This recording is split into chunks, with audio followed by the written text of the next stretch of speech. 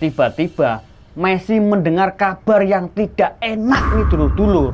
Tiba-tiba di dalam pekerjaan si Messi, dia mendengar jika ada salah satu karyawannya yang mengalami kecelakaan. Ini dulur-dulur, Luna yang mengalami kecelakaan, dia tergencet mesin penggiling ini dulur-dulur. Kepala si Luna itu masuk ke dalam alat sampai pecah. Tiba-tiba dari salah satu anak buah si Messi itu pun melapor kepada si Messi. Pak ada kecelakaan Pak. Kecelakaan gimana Mas? Itu Pak, ada salah satu karyawan wanita yang mengalami kecelakaan Pak. Di mana Mas? Di gudang belakang Pak. Messi langsung seketika berlari dengan cepat.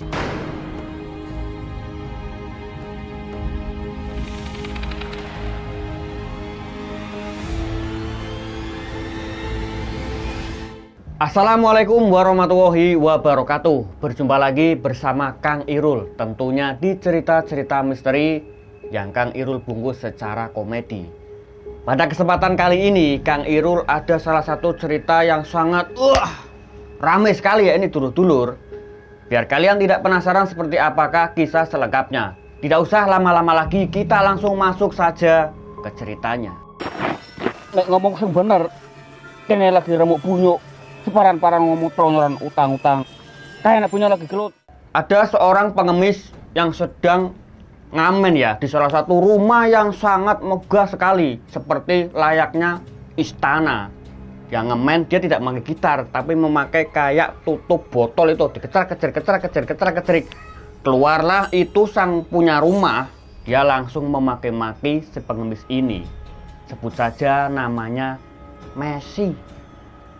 Hei pengemis, berisik kamu ya, nyanyi nggak jelas, pakainya juga nggak pakai gitar, modal dikit kenapa? Dasar pengemis redahan, pergi kamu.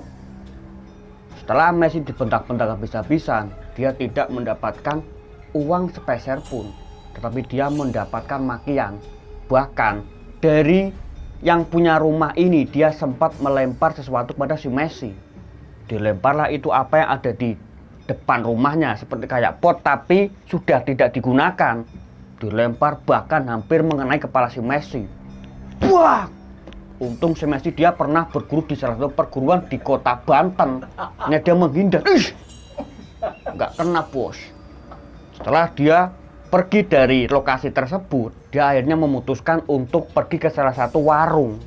Setelah Messi gagal ngamen di rumah yang sangat magrong sekali ya ini dulur-dulur, akhirnya dia memutuskan untuk pergi ke salah satu warung yang tak jauh dari lokasi di mana Messi itu ngamen. Sampailah di warung, tetapi di saat Messi masuk ke dalam warung, dia sempat ngerundel. Kenapa ngerundel? Karena dia sudah capek-capek nyanyi menggunakan alat yang minim ya, kayak tutup botol limun itu, dikecer-kecer, dan ngerundel nih. Ngamen dari nggak hasil. Yang di ngamen juga orangnya orang kaya tapi pelit. Di saat Messi sedang menggerundel ya, pemilik warung ini dia mengeledek si Messi. Mas, kenapa mas? Datang gerundel. Ya ini pak, tadi saya ngamen di rumah yang magrong itu pak. Bukannya dikasih uang, malah saya dilempar pot pak. Yang punya warung sempat ketawa. Hanya Messi kembali bergumam. Kalau hidup seperti ini terus-menerus, bahaya ini. Saya harus nyumpang ini. Bagaimana caranya biar punya uang banyak, biar bisa membuka pelatihan YouTube ini ya. Setelah Messi menggerundel seperti itu, tiba-tiba dari pemilik warung, ini mas, tak kasih brosur, itu ada lamaran pekerjaan ya. Ternyata yang pemilik toko kopi itu, dia salah mengambil brosur. Yang diambil bukan lamaran kerja, tetapi brosur buat pijat itu ya, pembesar alat kelamin Mak Erot. Ini mas, brosur kerja. Diambil itu sama si Messi ya. Mak Erot? Hei pak, ini brosur apa pak? Masa Mak Erot? Emang apa? Salah mas, maaf mas, bukan itu mas. Ini mas maksud saya mas. Dibacalah itu sama si Messi, dibutuhkan lowongan pekerjaan sebagai Setelah Messi cukup memahami dari persyaratan yang ada di brosur itu, Messi kemudian melamar ke PT yang ada di dalam brosur tersebut. Singkat cerita, kita masuk langsung 6 bulan ke depan. Messi sekarang sudah bekerja di salah satu PT. Messi yang dulunya berpenampilan buluk ya kalau dilihat dari kakinya itu ya seperti rel kereta ya, warnanya itu sekarang sudah still. Dia sudah rapi, wangi, baunya juga nggak seperti bau itu ya kayak aneh bebek. Sekarang dia juga wangi. Setelah dia bekerja di PT yang sekarang dijalani si Messi, di sana Messi ternyata sudah mempunyai pacar ini dulur-dulur. Sebut saja namanya Waryem. Waryem itu walaupun namanya Waryem, tapi dari wajahnya itu dia bisa dikatakan seperti sosok wanita yang tinggal di perumahan itu dulur-dulur ya. Baunya wangi, rambutnya juga ikal ya, ikal gimana lah gitu. Terus hidungnya juga mancung-mancung pesek. Tapi di sini ternyata si Messi itu tidak ada yang suka ini dulur-dulur. Dia seperti kayak mempunyai saingan di pekerjaannya. Sebut saja nama saingan dari si Messi itu Nakata. Nakata yang tidak suka. Mungkin di sini pekerjaan si Messi lebih bagus ya daripada si Nakata. Jadi dia seakan-akan ingin bagaimana caranya ingin menjatuhkan si Messi. Terlebih Nakata juga naksir dengan wanita yang sekarang menjadi pacar si Messi, si Waryem itu yang mempunyai hidung mancung-mancung pesek. Ternyata Nakata yang saat ini naksir sama si Waryem itu, dia juga mendengar kalau si Messi dan si Waryem sebulan ke depan itu akan melangsungkan pernikahan. Nakata yang mendengar kabar itu, dia sontak langsung seperti sak gulu ya. Hawanya itu tidak terima kalau cewek yang diidam-idamkan sama Nakata itu menjadi milik orang lain ini dulur-dulur. Nakata yang saat ini memanfaatkan situasi ya, karena dia mempunyai waktu 1 bulan. Bagaimana caranya dengan waktu 1 bulan ini Nakata harus bisa menggagalkan pernikahan si Messi dan Waryem. Di sini Nakata berusaha menggoda si Waryem. Didatangin tuh si Waryem sama si Nakata di tempat kerjaan. Waryem, hai. Di saat sudah dekat, tiba-tiba Messi yang tidak sengaja dia melintas. Dia melihat calon istrinya itu digoda oleh laki-laki hidung ngepang ya. Akhirnya dia nyamperin tuh, didatangin si Nakata. Hei mas, jangan ganggu calon istri saya ya. What? Calon istri Anda? Iya mas, ini Waryem calon istri saya. Tolong ya mas, jangan ganggu dia. Nakata, hei kamu Messi, jabatan kamu itu di sini di bawah saya. Berani-beraninya kamu ngatur-ngatur saya. Ya tapi nggak seperti itu caranya mas. Kita harus profesional. Ini calon istri saya. Jangan ganggu. Nakata yang tidak terima, dia mempunyai posisi yang lebih tinggi jabatannya ketimbang si Messi. Tanpa pikir panjang, Nakata langsung menonjok si Messi. Tapi tonjokan itu akhirnya berubah menjadi seperti kayak tonjokan wanita kayak pemuda lebay gitu ya. Si Messi yang melihat tingkah dari si Nakata, dia gimana ya, masa ada seorang laki kok mau mukul dengan pose yang seperti bencong. Messi yang akhirnya sudah marah sekali dengan ulah Nakata. Tidak panjang lebar, Messi celingak-celinguk. Akhirnya dia menemukan apa itu kayak balok kayu ya. Diambil itu balok kayu dari belakang lemari, diambil, dikepretkan ke kepala si Nakata. Pak! Nakata langsung jatuh tersungkur ya, bahkan sampai ngantem kayak membentur tembok yang ada di sebelah. Pak! Ketika helm yang tadi dipakai Nakata juga sampai lepas, dan si Waryem yang melihat kejadian itu, dia hanya bisa meredam dari calon suaminya tersebut, si Mas Messi ya. Udah mas, jangan berkelahi mas, nanti kalau ketahuan sama bos nanti kita bisa dipecat. Nggak bisa, pokoknya Nakata harus saya hajar. Setelah mereka bisa dilerai, Nakata kembali terbangun. Dia tidak terima dengan perlakuan si Messi. Akhirnya Nakata hanya bisa mengancam pada si Messi. Messi, kamu sudah membuat saya babak belur ya. Gigi saya bahkan potol 2 ini gara-gara kamu. Awas kamu, nanti saya akan kirim paket ke kamu. Tunggu saja. Dengan adanya tragedi yang dialami si Messi dan Nakata, mereka berkelahi ya. Waktu terus berjalan nih, sampai pada akhirnya si Messi dan si Waryam sudah mendekati hari H di mana mereka akan melangsungkan pernikahan.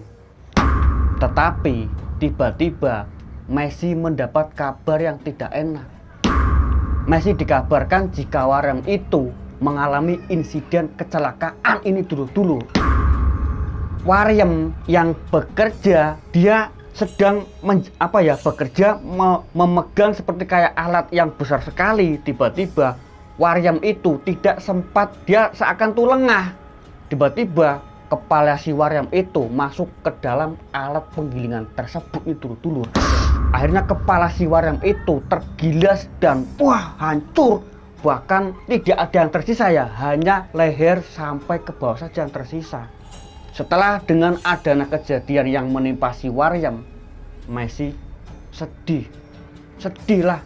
Bagaimana nggak sedih? Calon istri sendiri. 1 minggu kita akan merasakan tiba-tiba mati. Bagaimana rasanya dulur-dulur? Dia sedih, dia akhirnya melamun. Tetapi si Messi, dia tidak ingin terlarut dalam kesedihan. Dia akhirnya mendatangi salah satu temannya ini, bernama si Alex. Dia datang ke rumah si Alex, si Messi curhat dengan temannya itu. Lex, gimana Mes? Saya sedikit agak janggal ini, Lex. Janggal gimana maksud kamu? Perihal kematian Waryam, calon istri saya. Nah, terlebih di saat Waryam mengalami insiden kecelakaan di pekerjaan, si Nakata kenapa, Mes? Si Nakata resign dari pekerjaan itu, Lex. Nah, ditambah dulu di saat saya pernah berkelahi dengannya, dia sempat mengancam pada saya, Lex. Mengancam, gimana maksud kamu, Mes? Ya, seakan-akan dia itu tidak terima kalau saya itu nanti akan menikah dengan si Waryam. Kamu jangan seudon dulu, ya. Kamu tunggu sini sebentar. Si Alex yang ingin mengedem-ngedemi si Messi ya, dia akhirnya kan tidak mau jika dia harus seudon dulu. Si Alex pergi ke belakang, ternyata dia mengambil es balok ya, itu dimasukkan ke dalam kayak sapu tangan. Sini kamu, Mas, sini, kepala kamu lagi dingin, saya kompres dulu ya pakai es batu. Dikompres pakai es batu sama si Alex. Jangan bercanda kamu, ini saya serius, Lex. Iya, saya tahu, tapi ya nggak harus nuduh sepihak. Kamu harus cari bukti dulu, Mes. Akhirnya Messi terdiam ini dulu dengan nasihat dari sahabatnya si Alex. Singkat cerita, setelah Messi curhat panjang lebar dengan si Alex, keesokan harinya Messi yang kembali berangkat bekerja nih ke salah satu perusahaan yang saat ini dia bekerja. Di saat Messi masuk ke dalam perusahaan, dia melihat ada seorang wanita yang menurut Messi itu seperti idamannya ini dulur-dulur. Di sana Messi memanggil salah satu anak buahnya yang bernama si Sidik. Sidik, sini kamu. Iya Pak, Messi, ada apa? Sini cepet, gerakan remu, gerakan. Iya Pak, kamu tahu wanita yang ada di pojok itu? Iya Pak Messi, saya tahu. Namanya siapa, Mas? Namanya Luna, Pak. Luna, iya. Nanti suruh masuk ke ruangan saya ya. Iya Pak. Setelah Messi memanggil salah satu anak buahnya untuk memanggil si Luna, tiba-tiba si Luna dipanggil oleh Sidik. Mbak Luna. Iya Pak, sini sebentar. Ada apa Pak? Kamu disuruh menghadap ke ruangan Pak Messi. Iya Pak. Akhirnya Luna pun masuk ke ruangan Pak Messi. Diketuklah itu pintu ruangan Pak Messi. Masuk. Ketika Luna langsung masuk nih. Duduk. Luna berkata kepada Messi jika kenapa dia memanggil dirinya masuk ke ruangannya. Bapak manggil saya Iya, ada apa ya Pak?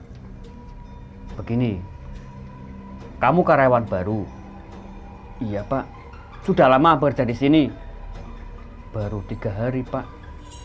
Oh, iya. Bapak boleh minta nomor telepon kamu. Ada apa ya Pak? Ya barangkali Bapak ada kerjaan tambahan buat kamu. Iya Pak, boleh. Akhirnya si Messi pun berhasil mendapatkan nomor telepon dari si Luna. Setelah Messi berhasil mendapatkan nomor telepon si Luna, akhirnya dia mulai menghubungi si Luna. Dari awal, dari biasalah gombal-gombalan si Messi dikeluarkan semua. Dari udah makan belum, udah mandi belum, udah cebok belum. Luna merespon dari apa yang Messi lakukan terhadap dirinya. Setelah mereka cukup lama berkomunikasi, akhirnya mereka sampai bisa menjalin hubungan asmara ini dulur-dulur. Luna sekarang sudah ditaklukkan oleh si Messi. Gila Messi. Messi yang sudah menaklukkan hati si Luna. Dia sekarang sudah menginjak 2 minggu ya pacaran dengan si Luna. Tiba-tiba Messi mendengar kabar yang tidak enak nih dulur-dulur. Tiba-tiba di dalam pekerjaan si Messi, dia mendengar jika ada salah satu karyawannya yang mengalami kecelakaan. Ini dulur-dulur, Luna yang mengalami kecelakaan, dia tergencet mesin penggiling ini dulur-dulur. Kepala si Luna itu masuk ke dalam alat sampai pecah. Tiba-tiba dari salah satu anak buah si Messi itu pun melapor kepada si Messi. Pak ada kecelakaan Pak. Kecelakaan gimana Mas? Itu Pak, ada salah satu karyawan wanita yang mengalami kecelakaan Pak. Di mana Mas? Di gudang belakang Pak. Messi langsung seketika berlari dengan cepat. Sampai akhirnya dia tidak fokus, dia akhirnya keserampil nih ya dan jatuh glubrak. Nibani anak buahnya ini dulur-dulur. Pak di sana. Langsung anak buahnya itu, Pak Messi nggak apa-apa Pak. Ya nggak apa-apa Mas. Paling hidung saya ini Mas mimisan Mas. Oke Pak, ayo Pak lanjut Pak. Setelah Messi sampai di lokasi, ternyata korban itu adalah kekasih Messi itu dulur yang bernama Luna. Seketika Messi melihat kekasihnya itu mengalami kecelakaan, dia sontak histeris. Dia memanggil nama kekasihnya itu, Luna. Dengan gerak cepat, Messi langsung menyuruh semua anak buahnya untuk membawa Luna untuk dievakuasi ke salah satu rumah sakit. Kamu, Abdul. Kamu, siapa itu? Tolong ini, segera eksekusi cepat ini, cepat. Iya Pak. Akhirnya Luna berhasil dievakuasi ini dulur-dulur. Dengan adanya insiden yang menimpa kekasih dari si Messi, dia akhirnya pulang ke rumah. Dia bersedih, dia seakan-akan tidak bisa menerima dengan apa yang saat ini dia rasakan. Dia masuk ke kamar, dia kembali teringat dengan ancaman salah satu temannya yang bernama Nakata. Setelah dia teringat dengan ancaman dari Nakata, dia pun akhirnya sampai tertidur. Setelah dia tertidur, tiba-tiba di dalam mimpi si Messi itu, dia didatangi oleh sosok ibunya si Messi. Di dalam mimpi itu, ibu si Messi ini memberikan seperti kayak petunjuk ini dulu. Messi, jangan lupa ya nak, ibu punya hutang di warung. Nanti tolong disaur. Sudah 2 tahun ibu belum nyaur utang di warung. Enggak lah, ini cuma intermezzo dulur-dulur. Jadi pesan dari orang tua si Messi itu, dia memberitahukan kepada anaknya untuk berhati-hati. Jadi seperti ini ya pesan dari ibu kandung si Messi. Nak, kamu hati-hati ya. Messi yang mendengar isyarat dari ibunya itu lewat mimpi, tiba-tiba dia terbangun. Dia terbangun dan dia kembali teringat dengan ancaman yang dulu pernah diucapkan oleh salah satu temannya ini yang bernama Nakata ini dulur-dulur. Messi yang sudah terbangun dari tidurnya ternyata itu sudah menginjak pukul 6 pagi ini dulur-dulur. Akhirnya dia memutuskan untuk segera mandi karena dia di sini mempunyai jabatan sebagai pimpinan di perusahaan yang sedang ia jalani ya. Mandilah si Messi. Dia pakai baju yang selimpit lah, sepatu yang pantopel yang lansipnya itu sampai ke sini ya. Dia memakai dasi, dasinya itu nggak kotak ya, ini lebih bulat. Berangkatlah Messi ke kantor, tidak lupa dia memakai arloji andalan ya, yang gambar Doraemon.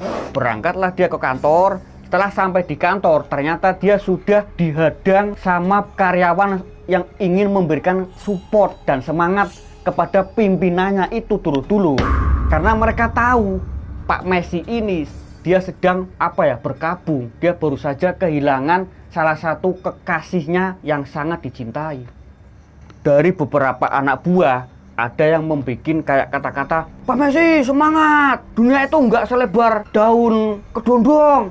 Pak Messi semangat ya, wanita itu nggak cuma satu saja di dunia, banyak." Messi yang melihat dari karyawan itu yang memberikan semangat kepada dirinya, akhirnya dia kembali bersemangat untuk melanjutkan perjalanan hidupnya itu dulur.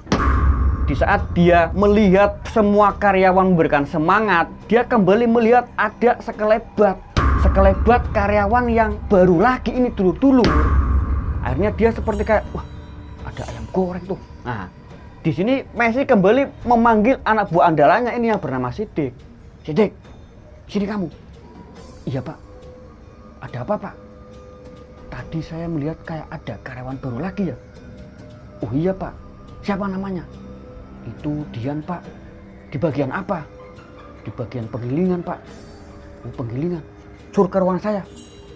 "Siap Pak."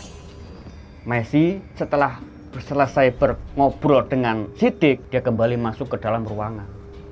Sidik yang menerima perintah dari bosnya, dia kemudian memanggil karyawan yang baru itu dulur.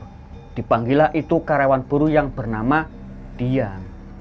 Dian." "Iya Pak, ada apa Pak?" "Kamu disuruh menghadap ke ruangan Pak Messi." "Ada apa Pak?" "Pokoknya kamu disuruh masuk ke ruangan Pak Messi sekarang." Iya Pak." Akhirnya Dian masuk ke ruangan Pak Messi. Setelah masuk di ruangan, ternyata Pak Messi sedang mules ini dulur. Dia sedang BAB ya, karena semalam dia nggak sempat makan malam, akhirnya perutnya itu mules.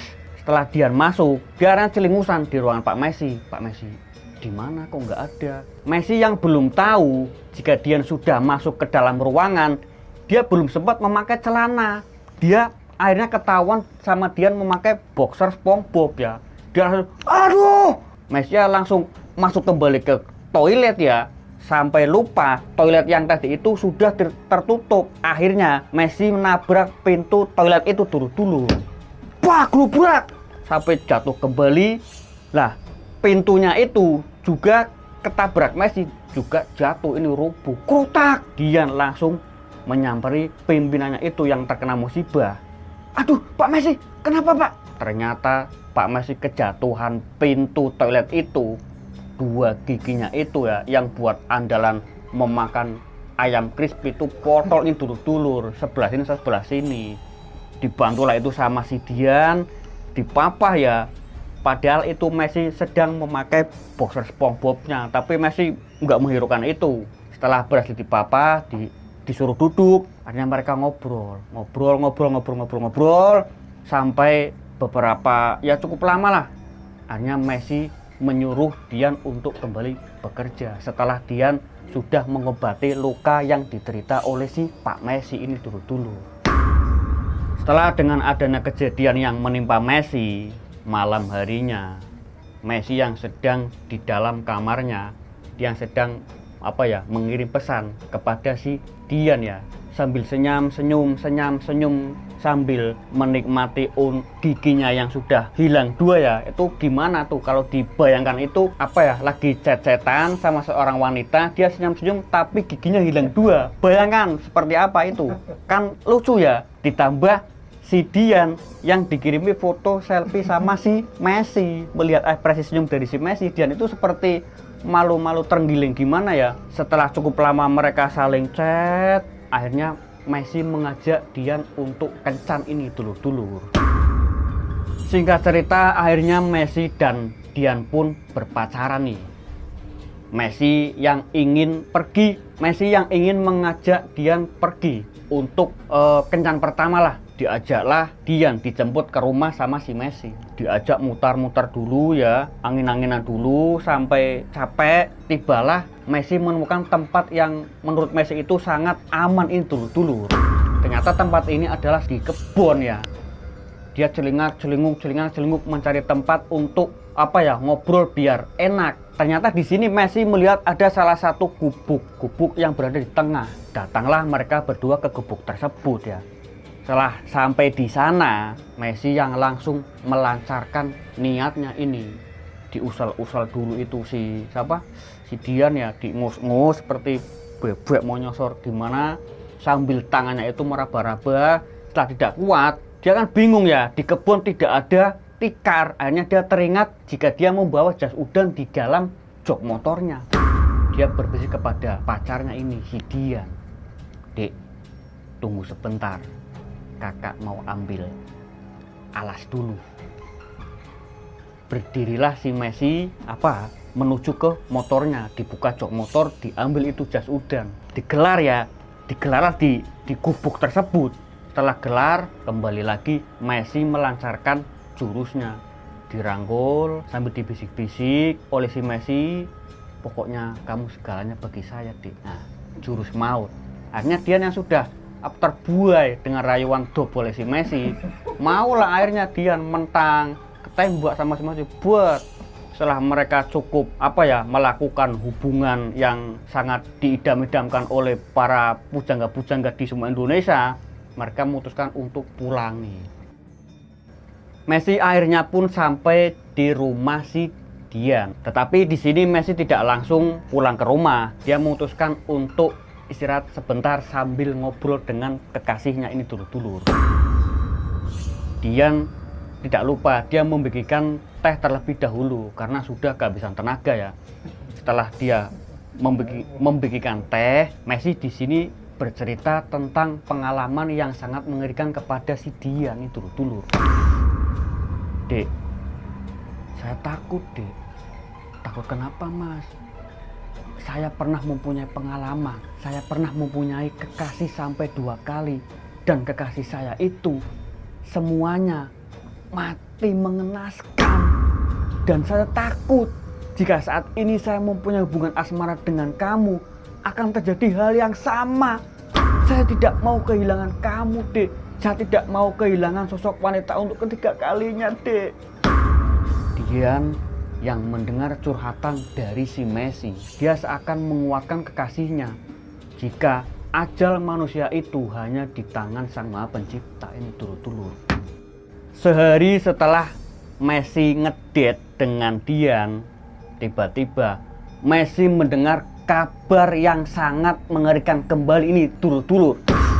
Messi kembali mendengar kabar ada salah satu karyawan lagi yang mengalami kecelakaan. Ini si Dian yang menjadi korban itu dulur.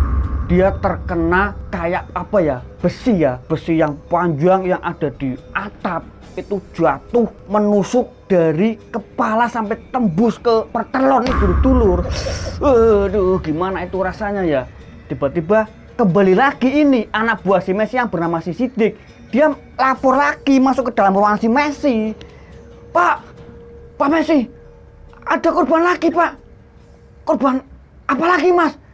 Itu, Pak, di bagian paling belakang, Pak, di belakang gedung, Pak. Ayo, Mas, ke sana, Mas. Messi yang melihat adanya korban yang terkena tusukan besi cor-coran ya. Dia tahu jika itu adalah si Dian, kekasih yang baru saja kemarin malam itu ditembak itu sama si Messi. Dia seketika dia hanya terjatuh dan lemas. Dia tidak bisa mengucapkan satu kata patah pun itu dulur. Dengan adanya musibah yang menimpa dengan Dian, Messi kembali teringat. Dia kembali teringat akan ancaman dari Nakata. Dia langsung memanggil anak buahnya yang bernama Sidik. Sini, Dik. Iya, Pak Messi. Tolong kamu carikan informasi alamat Nakata. Iya, Pak. Sidik langsung memanggil beberapa temannya untuk membantu mencari informasi di mana saat ini Nakata berada. Setelah mereka semua mencari lokasi Nakata, ternyata dari anak buah si Sidik yang berhasil menemukan lokasi Nakata. Kemudian dia melapor kepada si Sidik, "Pak, saya berhasil menemukan alamat apa yang diminta sama Pak Messi." "Di mana?" "Di jalan sini, Pak. Jalan Waru nomor 4. "Iya, terima kasih." Sidik langsung menghubungi bosnya yang bernama Pak Messi. "Pak, anak buah saya berhasil menemukan alamat yang Bapak minta." "Di mana, Mas?" "Di jalan-jalan ini, Pak." Messi dia tidak banyak cincong ya, akhirnya dia langsung menuju ke lokasi mengajak si Sidik. "Ayo Dik, antar saya ke lokasi itu." "Iya Pak." Setelah sampai di lokasi, Messi yang sudah tahu jika Nakata ada di dalam kos, karena dia sudah mendapatkan kabar yang sangat akurat, bukan bakso urat ya. Jadi setelah sampai di sana, Messi itu tidak banyak basa-basi, langsung saja pintu dari kos yang dihuni Nakata ditendang sama si Messi. Wah, robohlah itu pintu ya sampai terjatuh. Nakata kan otomatis dia kaget. Tiba-tiba Messi langsung masuk saja tanpa perlu basa-basi, langsung ditarik saja itu baju Nakata, ditonjok ya sama si Messi. Wah, sampai beberapa kali, bahkan sampai dari mata si Nakata itu dia sudah terpejam semua karena mendapatkan pukulan dari si Messi. Sidik yang kemudian melerai, soalnya dia takut jika bosnya itu sudah kerasukan buto hijau ya, dilerai. Sudah pak. Setelah Sidik berhasil melerai Nakata yang sudah terkena pukulan dari si Messi sampai dia tidak bisa melihat, dia sudah terjatuh dan terkapar di depan lemari bajunya dia. Kemudian Nakata kembali mengancam kepada si Messi. "Hei Messi, pokoknya tumbal yang saat ini menimpa pada dirimu tidak akan pernah lepas." Dan cerita pun selesai. Nah, gimana nih dulur-dulur? Sebenarnya ada apa dengan Nakata? Kenapa dia selalu mengancam kepada si Messi ya, dulur-dulur? Kalian jika penasaran dengan cerita selanjutnya, jangan lupa terus dukung Kang Irul Misteri ya, biar Kang Irul tetap semangat untuk ngonten bagaimanapun caranya. Yang penting ngonten, ngupload. Akhirnya Kang Irul pamit undur diri. Sekian, wassalamualaikum warahmatullahi wabarakatuh.